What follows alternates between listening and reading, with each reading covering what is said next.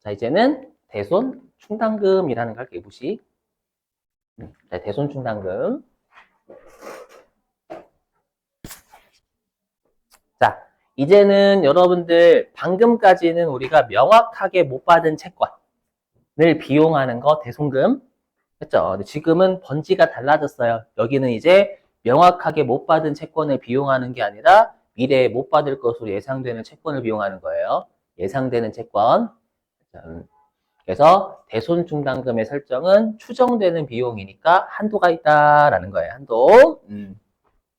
자, 이 한도 산식이 실기에 고스란히 녹아져 있기 때문에 한도 산식을 제발 이해하시려고 노력 좀 해보세요, 여러분들. 할게요. 잠시만. 자, 전년도 말에 우리가 채권 잔액이 1억이 있대요. 1억. 그리고 단기 중에 이 채권 잔액 1억 중에서 2천만 원을 실제로 못 받았대요. 받았대요. 그리고 다시 우리가 올해 연도 말에 채권 잔액이 2억이 됐대요. 왜냐하면 대손만 되는 게 아니라 채권이 또 증가하기도 하잖아요. 그렇죠? 그렇게 왔다 갔다 해가지고 올해 연도 말에 채권 잔액이 2억이 된 거예요. 자, 그럼 들어보세요. 우리가 회계에서 대손충당금이라는 게 우리가 미래에 못 받을 것으로 예상되는 채권이잖아요. 그렇죠? 그럼 우리가 대손을 예상할 때 어떻게 예상하냐면 기말 채권 중에서 몇 퍼센트 못 받을 것 같냐 해서 우리가 기말 채권 잔액에다가 대손 추정률을 곱해가지고 대손을 예상하잖아요. 회계에서 기말 채권 잔액이 뭐 1억 있으면 1억 중에 1%못 받을 것 같아 라고 해가지고 대손 예상하지, 예상. 맞죠? 세법도 그 방식 써요. 맞죠? 내가 올해 연도 말 가지고 있는 2억 있잖아요. 요 2억 중에서 몇 퍼센트를 못 받을 것 같은가 라고 추정을 해요. 똑같이. 다만 추정하는 방식이 이래요. 뭐냐면 세법은 여러분 추정 싫어한다면서요. 그러니까 추정을 하려면 좀 논리적으로 추정을 하라라는 거예요. 무슨 말이냐. 그냥 무조건 추정하지 말고요. 경험치를 쓰는 경험치. 무슨 경험치냐면 보세요. 무슨 경험치냐면 우리가 작년도에 채권이 1억 있었죠. 이 중에서 올해 연도 중에 2천만 원 떼어 먹혔잖아요. 그러면 표현이 좀 웃기긴 하지만 떼어 먹힌 경험치가 몇 프로 쌓였어요. 떼어 먹힌 경험치. 20% 쌓였어, 20%. 1억 중에 2천만 원 못 받게 됐으니까, 2천만 원 떼어 먹혔네? 20% 떼어 먹혔네? 이걸 우리가 법인세에서 뭐라고 하냐면, 이렇게, 과거의 채권 중에서, 맞죠? 전년도 말 채권 중에서 올해 연도 중에 대손된 게, 대손이, 대손의 경험치가 쌓인 거잖아요. 그죠? 그래서 이걸 뭐라고 하냐면, 우리가 대손 실적률이라고 법인세에서는 해요. 했죠. 그러니까 이제 세법 입장에서는 그러면 너희 회사가 실제로 떼어먹힌 경험치가 20% 쌓였잖니. 쌓였으니까 올해 연도 말에 가지고 있는 채권 2억 중에서도 20%못 받을 것 같다라고 추정하라는 거예요. 이해되시겠어요, 여러분들? 예, 그래서 여기에 20% 곱하는 거예요. 대손 추정률, 굳이 우리 회계로 따지면 대손 추정률을 그냥 막 하지 말고 네가 실제 떼어먹힌 경험치로 대손을 추정하라라는 거예요. 여기? 그래서 4천만 원을 못 받을 것 같다라고 추정하라라는 거예요. 이렇게. 되시겠어요? 자, 근데 우리가 아까 대손충당금은 총액법이다라고 했고, 대손 쪽은 총액법이란 기말에 대손 충당금 잔액을 다 설정해야 돼요. 기말에 대손 예상액을 다 설정하는 게 우리가 총액법이에요. 총액법. 그렇죠? 보충법이 아니에요. 그러다 보니까 이 대손 예상액 4천만 원이 기말 대손 충당금 잔액이잖아요. 그럼 이 기말 대손 충당금 잔액이 세법상 대손 충당금 설정 한도가 된다라는 거예요. 총액법이에요. 총액법. 보충법 버리셔야 돼요. 여기는. 보충법에 계속 생각하시면 힘 못해요. 여기 실기를. 여기까지 되셨어요? 자, 근데 이게 왜 짜증나냐면 이게 장부상 금액일까요? 세법상 금액일까요? 당연히 세법상 숫자, 이게 세법상. 그래서 짜증나요. 그러니까 제일 그지 같은 게 뭐냐면 이 대손 실적률 있죠. 요 대손 실적률을 문제에서 안 주는 경우가 두 번인가 해서 두 번. 그러면 우리가 대손 실적률을 안 주면 세 개를 구해야 돼요. 세법상 전기말 채권, 세법상 단기대손금, 세법상 단기말 채권. 이렇게 구해야 되고요. 만약에 대손 실적률을 던져주면 굳이 이 위에 있는 두 개는 구할 필요 없어요. 그냥 단기말 세법상 채권만 구하면 돼요. 그래서 결론부터 말씀드리면 요 대손 충당금 이쪽은 대손 실적률을 안 주면 그지 같은 회차예요. 그런 말씀드리면 꽤 어렵거든. 왜냐하면 채권은 누적인데 여기 대손금은 비용이니까 단기만 고려해야 돼요. 말만 들어 짜증나잖아요. 맞죠? 그래서 처음 하시는 분들이 이 세 개를 다 구하는 건 불가능해요. 가급적 불가능이라는 단어 안 쓰는데 정말 어려워요. 그래서 일반적으로는 실적률 좋아요. 자, 해볼게요. 그러면 자, 일단 여기 다시. 그래서 우리가 대손 충당금 설정한 돈 이렇게 기말 채권, 기말 채권에다가 우리가 설정률, 설정률이 그냥 추정률이라 생각하시면 추정률은 원칙은 여기 대손 실적을 쓴다라고 했죠. 근데 이럴 수도 있잖아요. 내가 실제로 경험치 쌓인 게 한 0.5% 된대요. 그러면 최소 1%예요. 그러니까 대손 추정률은 최소 1%는 하래, 1%. 이 1%를 우리가 좀 이따 하겠죠. 기본율이라, 기본율. 했죠. 그래서 기본율하고 대손 실적률 둘 중에 큰 것으로 우리가 추정을 하래요. 아셨죠? 이거 외우셔야 돼.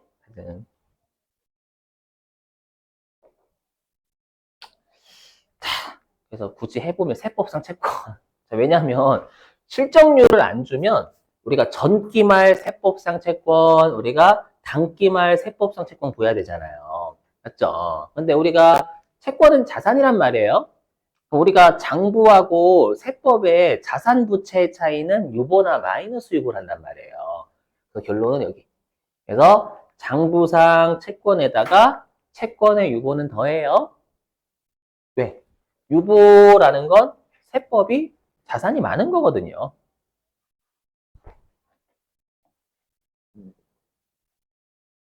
아니, 여러분들 보시면 장부상 채권이 100원이래요. 그리고 세법상 채권이 120이래요. 그럼 지금 세법이 자산이 증가해야 되잖아요. 자산이 증가해야 된다라는 게 채권의 유보 20이잖아요, 여러분들. 되세요? 그러니까 당연히 이 세법상 채권이라는 건 장부상 채권에다가 채권이 여러분들 20이, 세법이 20이 많다라는 거니까 20 더해줘야지. 좀 이렇게 이해되세요? 마이너스 유보는 빼야 되는 거고. 마이너스 유보는 거꾸로 세법이 장부보다 적은 거니까 빼야지. 그래서 여기다 마이너스 유보는 안 적었지만, 이거 아마 어디서 배웠을 거면 태충에서 했어, 태충에서. 세법상 숫자 구하는 거. 그렇죠? 얘는 채권이니까 누적이고. 그렇죠? 누적이고, 시점이 전기말 채권이면 다 전기말. 단기말이면 다 단기말. 자, 그 다음에 이제 세법상 대손금. 그러면 세법상 대손금은 비용이죠.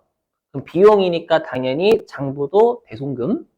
그렇죠? 근데 우리가 장부와 세법의 비용 차이는 뭐로 해요? 우리가 장부하고 세법의 자산 부채의 차이는 유보나 마이너스 유보라지만 장부하고 세법의 비용의 차이는 손금 머시기로 해요. 손금 불산입은 세법이 적은 거고 비용이. 손금 산입은 세법이 비용 많은 거고. 맞죠? 그래서 여기 대손금에 손금 산입은 더하고요. 세법의 비용이 증가해야 되는 거니까. 그렇죠? 반대로 대손금에 손금 불산입은 빼겠죠. 그렇죠? 네. 그래서 이게 좀 승질이 나요. 실적률을 안 주면. 그래서 여러분들 그냥 시험 목적상은 실적률을 준다라고 무조건 생각하세요. 그렇죠? 실적률을 무조건 준다라고 생각하시면 요 세법상 대손금은 너무 신경 쓰지 마시고. 대신에 얘는 무조건 나와요. 여기 하면 아무리 실적률을 아무리 실적률을 주더라도 얘는 알아야 돼. 얘는 세법상 단기말 채권은 구할 수 있으신단 말이에요. 그러면 얘가 기말이니까 단기말. 그럼 당연히 장부상 채권도 단기말 장부상 채권. 이건 줄 거란 말이에요. 그 다음에 단기말 채권의 유보. 이건 할 줄 알아. 이건 해야죠. 그죠? 그래서 제가 아까 그래서 채권의 플러스 유보나 마이너스 유보 있잖아요. 맞죠? 요거를 구하는 게 요 세법상 단기말 채권 때문에 그래요. 맞죠? 근데 우리가 유보나 마이너스 유보는 누적이니까 과거의 플러스 유보와 단기 중에 플러스 유보를 더해야 단기 말에 플러스 유보 잔액이 나오는 거잖아요. 그래서 과거의 채권의 유보와 단기 중에 채권의 유보를 더해야 단기 말에 채권의 유보 잔액이 나온다라는 의미에서 과거와 단기가 나뉘어져 있어요. 실기 입력할 때. 그게 다 요 단기 말 채권의 유보를 구하기 위해서예요. 네, 그렇다고요. 죄 짓는 것 같아요. 근데 여기 항상 10장하고 11장 할 때 죄 짓는 느낌. 아무튼 그래서 실적률 그냥 언급이 없으면 아니 버려 이렇게 하시고 그냥 부분 점수 맞는 거에 의의를 두세요. 가급적 제가 이런 그 부분 점수 맞는 거에 의의를 두세요라고 잘 안 하지만 됐죠 여러분들? 네. 자 넘어가고요. 자 그래서 중요한 게 뭐냐? 우리가 기말의 세법상 대손충당금 설정액은 한도가 있고요. 그 한도는 총액법에 따른 대손충당금 기말잔액이에요. 맞죠? 그러다 보니까 세법상 대손충당금 설정 한도하고 비교해야 될 회사의 올해의 비용 계상액은 보충법이 아니에요. 보충법이 아니니까 장부상 대손충당금 기말잔액이 돼야지 설정액이 아니다라는 거예요. 총액법이니까 설정액이 아니에요. 강조드렸죠? 50원이 아니라 120원 하고 이겨야 된다고. 아니에요. 보충법에 따른 설정액이 아님. 네.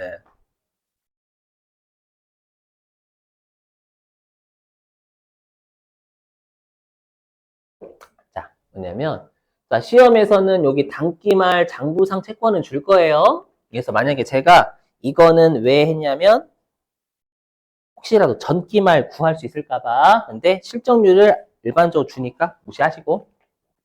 자, 그래서 시험에서는 대손 실적률을 주면 요건 안 줘요. 장부상 전기말 채권이 얼마인지는 안 줍니다. 그래서 실적률이 있으면. 자, 그 다음에 유보입니다, 유보. 자, 유보는 중요해요. 별표예요. 유보는 이거 왜 주었대? 전기말을 왜 주었어? 별표. 왜냐하면 우리 요거죠. 단기말 채권의 유보는 구해야 되거든 우리가. 이건 우리가 구하는 거지. 여러분들이 예 컴퓨터 보여주는 게 아니에요. 그래서 넣어야 돼 우리가. 마치 여러분들이 그 연충했었을 때 뭐지? 단기말 회충의 유보잔액을 우리가 구해서 입력하듯이 똑같아요 여기가. 자, 보세요. 그러면 우리가 과거의 채권의 유보는 줄까요 안 줄까요? 안 줘요 절대 여러분들. 여러분들이 할 줄 아셔야 돼요. 과거 거. 그렇죠? 아까 제가 사례된 거 있었잖아요. 그렇죠? 그래서 과거의 채권의 유보에다가 단기 중에 채권의 유보도 여러분들이 구하셔야 되고요. 그렇죠? 그래서 과거의 채권의 플러스 유보에다가 단기 중에 채권의 플러스 유보. 유보는 자산 부채의 차이니까 누적 개념이에요. 똑같이 이 두 개를 더하면 단기 말에 채권의 플러스 유보가 나오니까 과거의 채권의 유보나 단기 중에 채권의 유보를 나누는 거예요. 그래서 입력을 별도로 이 두 개를 입력하면 알아서 단기 말 채권의 유보 잔액이 나오기 때문에 그런 거예요. 됐고요. 제외 채권은 곧 띄우겠습니다, 여러분들. 뭐냐면 결론부터 말씀드리면 제외 채권은 대손 충당금 설정 제외 채권이라고 해가지고 대손 그러니까 띄어먹힐 걸로 예상하지 말래요, 세법에서. 그런 게 있어요. 고3이 할 거고. 자, 이거 무시하시고 이거 실적률은 준다라고 생각하세요. 자, 한도는 아까 띄었지만 단기말 세법상 채권에다가 대손 설정률인데 1%하고 실적률 둘 중에 큰 거.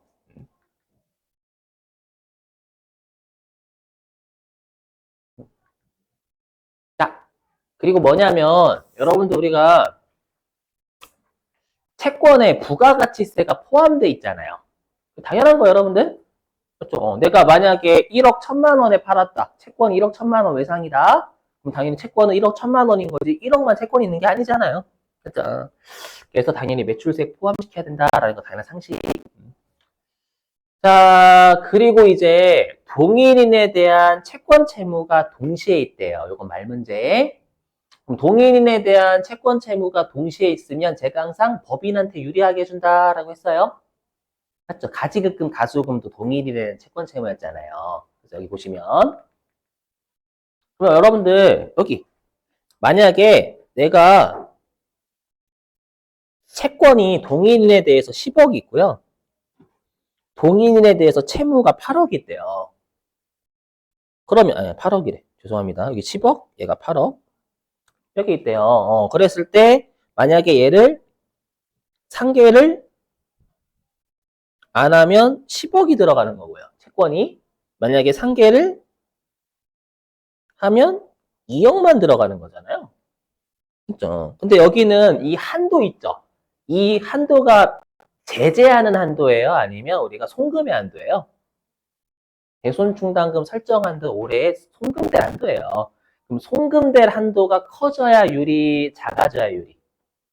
송금될 한도는 커져야 유리하죠. 이게 상계하는 게 원칙, 안 하는 게 원칙.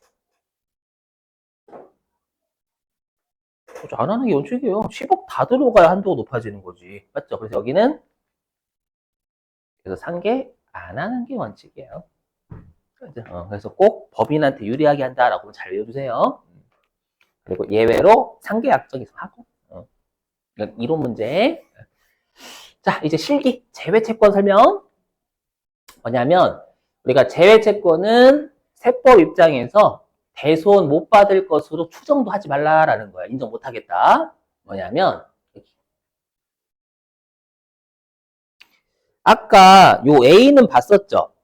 가지급금이나 채무보증 구상채권은 뭐도 인정, 세법에서 뭐로도 인정 못하냐면 명확하게 못 받아도 세법에서 인정 못하잖아요. 맞죠? 그러면 당연히 못 받을 것으로 예상되는 채권은 더더욱 안 된다라는 거예요. 야, 이거는 명확하게 떼어먹혀도 우리가 인정 못하는데 네가 못 받을 것으로 예상한다고 닥쳐 이 새끼 이렇게 되는 거예요. 되셨어요? 이 뜻이고. 그 다음에 B가 달라요. B. 뭐냐면 우리가 할인 중에서 매각 거래로 보는 어음의 할인 있죠. 얘랑 배서양도 어음이 있대요.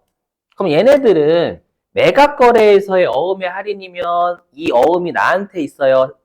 아니면은 은행한테 있어요? 은행, 매각 거래면 은행한테 담보 잡힌 게 아니라 은행한테 판 거잖아요. 팔면 이제 내 손을 떠난 거예요, 어음이. 맞죠? 근데 차입 거래면 담보로 대공했으니 아직까지 내 거고. 맞죠? 배서양도 하면 받을 어음이 내 장부에서 제거되잖아요. 즉, 결론부터 말씀드리면 B는 이건 내 어음이 더 이상 아니에요. 내 어음이 아닌데 내가 왜 설정을 해요, 이거. 맞죠? 상대방이 설정해, 상대방이. 맞죠? 그래서 내 채권이 아니기, 내 손을 떠난 거예요. 내 손을 떠났으니까. 즉, 내 장부에 해당 어음이 없으니까 설정할 수가 없다는 뜻입니다. 이 정도만 기억. 자, 됐어요. 이제 이론 끝입니다. 자, 쉬셨다가요. 우리 11시 35분 있죠? 11시 35분에